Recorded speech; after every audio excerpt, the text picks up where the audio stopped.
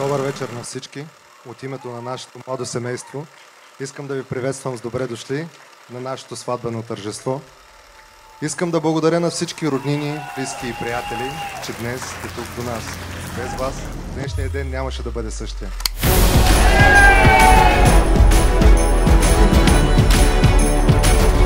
Ей, такова, майко.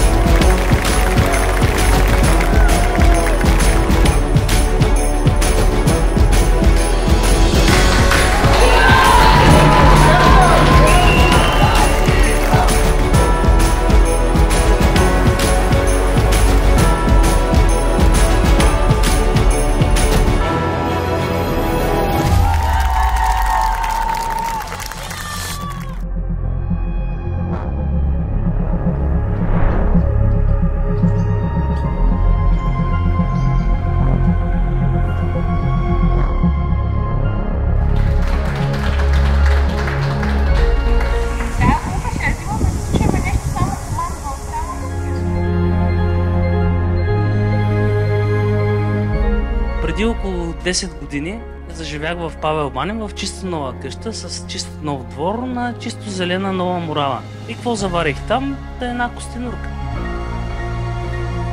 Един ден, пътувайки към Старозагорските минерални бани, пътувах си сам в колата и изведнъж бам, на пътя какво виждам? Една костенурка. Дига костенурката, женска костенурка, страхотно. Аз ще я взема за другарче на моя павелбански костенурче. Оставих женската костенурка, легнах си със задоволство вкъщи и на другия ден какво да видя? Тук костенурка, там костенурка, няма костенурка. Така няколко година търси ги, няма ги. Аз всъщност някакси, без да искам, съм закарал сродната душа на моя павелбански костенурче.